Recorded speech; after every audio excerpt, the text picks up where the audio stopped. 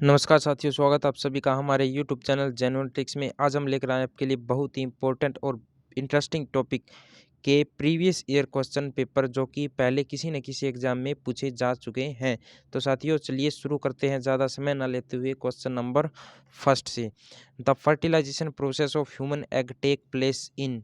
मानव अंडे की निषेचन प्रक्रिया कहाँ से शुरू होती है? तो साथियों इसका जो है राइट आंसर आएगा ऑप्शन नंबर डी, डिंब वाहिनी जो है इसका राइट आंसर आएगा, यानी ओविडक्ट। साथियों ओविडक्ट का दूसरा नाम है फैलोपियन ट्यूब। फैलोपियन ट्यूब के साथियों तीन पार्ट होते हैं, एम्पुला, आइस्थमस और इनफंडिबुलन।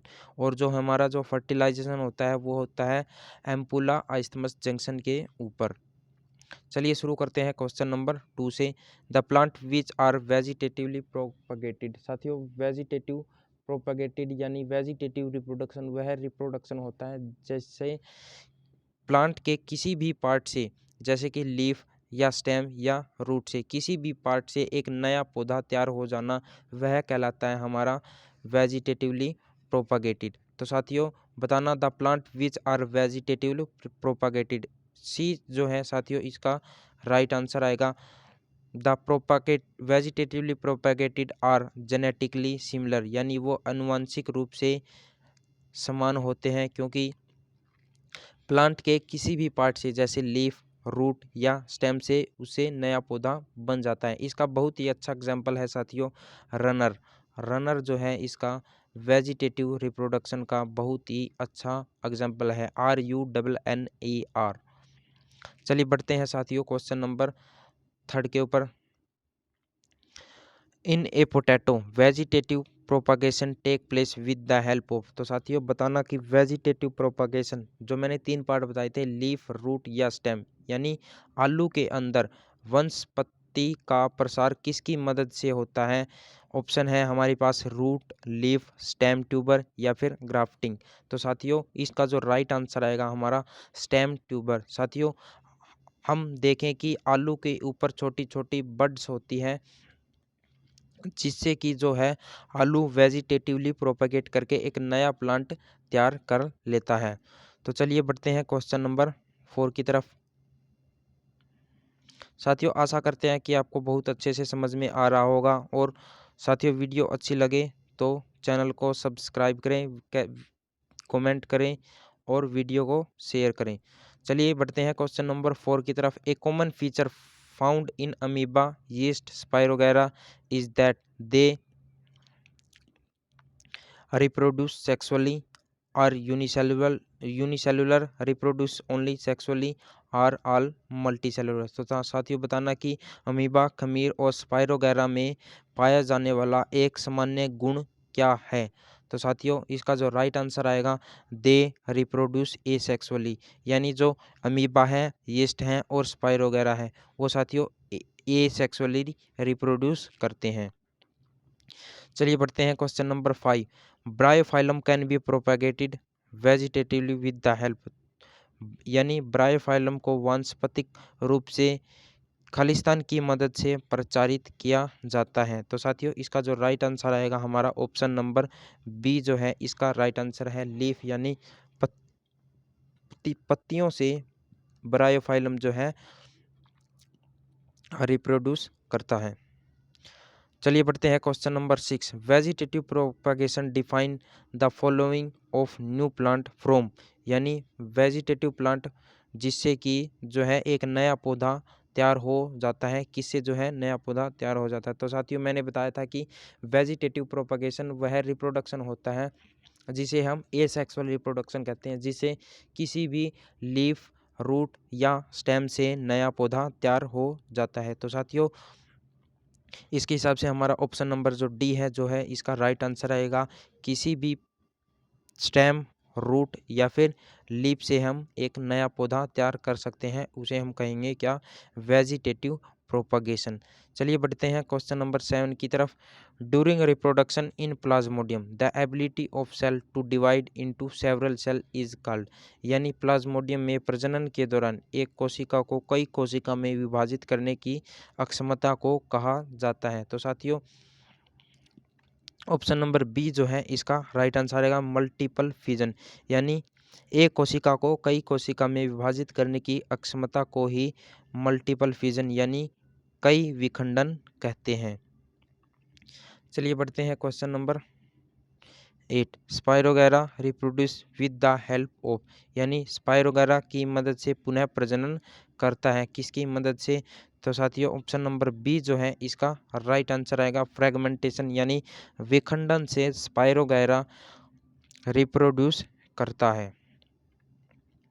चलिए बहुत ही अच्छा क्वेश्चन आ गया है, question number 9। The plant like banana, rose, jasmine, orange have lost the capacity to reproduce। Khalistan. केला, गुलाब, चमेली, नारंगी जैसे पौधे उत्पादन करने की अक्षमता खो चुके होते हैं। तो साथियों इसका जो है राइट आंसर आएगा हमारा बी जो है इसका राइट आंसर आएगा, यानी सीड, बीज। क्योंकि हमने सुना है कि केले के अंदर जो है बीज नहीं होते, चमेली, नारंगी इन पौधों के अंदर जो है सीड्स नहीं होते हैं। चलिए बढ़ते हैं क्वेश्चन नंबर 10 की तरफ। Tubular thread like structure in rhizopus bearing sporangia at their tips are called. तो साथियों इसमें पूछा गया है कि जो थ्रेड लाइक यानी धागा लाइक जो स्ट्रक्चर है जो राइजोपस प्लांट के ऊपर पाया जाता है उसे हम क्या कहते हैं? तो साथियों बी जो है इसका राइट आंसर आएगा, हाइफे जो है राइजोपस के अंदर एक थ्रेड लाइक स्ट्रक्चर पाया जाता है। चलिए बढ़ते हैं क्वेश्चन नंबर 11 की तरफ। The flower in hibiscus plant is, यानी जो हैबिस्कस जो पौधा है उसके फूल कैसे होते हैं? बाइसेक्सुअल, यूनिसेक्सुअल, नर्टर या वेरी स्मॉल। तो साथियों बताना, हिबिस्कस यानी जो गुड़हल का जो पेड़ है उसके फूल होते हैं वो कैसे होते हैं? बाइसेक्सुअल, यूनिसेक्सुअल, नर्टर या वेरी स्मॉल। तो साथियों चलिए हम बता देते हैं कि ऑप्शन नंबर ए जो है उभयलिंगी जो है इसका राइट आंसर आएगा, यानी गुड़हल का जो फ्लावर है वो बाइसेक्सुअल कैरेक्टरिस्टिक रखता है। चलिए बढ़ते हैं क्वेश्चन नंबर 12 की तरफ। इन फेवरेबल कंडीशन अमीबा रिप्रोड्यूस। तो साथियों अनुकूल परिस्थितियों में अमीबा जो है पुनः पेश कैसे करता है? इसका जो राइट साथियों मैं बता देता हूँ कि अमीबा जैसे ये अमीबा का स्ट्रक्चर है, ये एक अमीबा है, ये रिप्रोड्यूस करेगा, पहली स्टेज में जाएगा। ये जो इसका सेप्टा है साथियों, सेप्टा ये पूरी तरह से इसके अंदर मिल जाएगा। अगले स्ट्रक्चर में ये दो नई सेल में डिवाइड हो जाएगा, यानी ये जो सेप्टा है यहाँ से पूरी तरह से अलग हो जाएगा। इसे हम कहेंगे क्या साथियों? बाइनरी फिजन यानी बाइनरी विखंडन, यानी ऑप्शन नंबर बी जो है इसका राइट आंसर है। चलिए बढ़ते हैं क्वेश्चन नंबर 13 की तरफ। In a female the ability to reproduce is lost after, यानी एक महिला में प्रजनन करने की क्षमता कब जो है खो जाती है या उस अवस्था को क्या कहते हैं? तो साथियों ऑप्शन नंबर डी जो है इसका राइट आंसर आएगा, जब साथियों मेंसेस बंद हो जाते हैं यानी मासिक धर्म बंद हो जाते हैं 45 से 50 की उम्र में, तो उस स्टेज को हम कहेंगे साथियों मीनोपॉज। और जब मासिक धर्म शुरू होते हैं यानी मेंसेस साइकिल जो है शुरू होती है उस स्टेज को हम कहेंगे साथियों मिनार्च। ध्यान देना साथियों, जो मिनार्च हैं उस स्टेज में जो है मेंसेस साइकिल शुरू होती है, यानी फर्स्ट टाइम जब मेंसेस साइकिल आती है तो उसे हम कहेंगे मिनार्च। और जो लास्ट जो है मेंसेस हमारी होगी यानी 45 से 50 साल की जो उम्र, उसके बाद हम क्या कहेंगे? मीनोपॉज। साथियों फर्टिलाइजेशन वह प्रोसेस होती है, fusion of male and female gamete is called fertilisation. चलिए बढ़ते हैं क्वेश्चन नंबर 14 की तरफ। Which of the following disease can not be sexually transmitted, निम्नलिखित में से कौन सी बीमारी यौन संचारित नहीं हो सकती? साथियों ऑप्शन नंबर बी जो है इसका राइट आंसर आएगा, हेपेटाइटिस। साथियों हेपेटाइटिस एक ऐसी बीमारी होती है जिसमें इन्फ्लेमेशन ऑफ लीवर, यानी लीवर के अंदर जो है इन्फ्लेमेशन होने लग जाती है, उसको हम कहेंगे क्या? हेपेटाइटिस। ये साथियों 5 प्रकार का होता है, hepatitis A, hepatitis B, hepatitis C, hepatitis D और हेपेटाइटिस ई, यह साथियों एक वायरल डिजीज है। बाकी जो है सभी सेक्सुअली ट्रांसमिटेड डिजीज है, जैसे syphilis, HIV, human immuno virus या फिर जिसे हम कहेंगे क्या, AIDS, acquired immuno deficiency syndrome, और जो डी ऑप्शन है हमारा गोनोरिया। तो साथियों इस क्वेश्चन का जो आंसर आएगा हमारा हेपेटाइटिस जो है इसका राइट आंसर है। यह एक सेक्सुअली ट्रांसमिटेड डिजीज नहीं है बल्कि एक वायरल डिजीज है। चलिए बढ़ते हैं क्वेश्चन नंबर 15 की तरफ। A primary sex organ in mammal is, यानी एक स्तनपायी में एक प्राथमिक यौन अंग होता है। तो साथियों आंसर से पता चल रहा है कि जो मैमल्स के अंदर जो है कौन सा यौन अंग होता है, तो मेमरी ग्लैंड यानी स्तन ग्रंथियां जो है इसका राइट आंसर आएगा, जो कि एक खास कैरेक्टरिस्टिक्स होता है किसी भी मैमल्स का। चलिए शुरू करते हैं question number 16। In case the ova does not fertilise, यानी which of the following event take place. साथियों यदि डिंब निषेचित नहीं करता तो निम्नलिखित में से कौन सी घटना घटित होगी।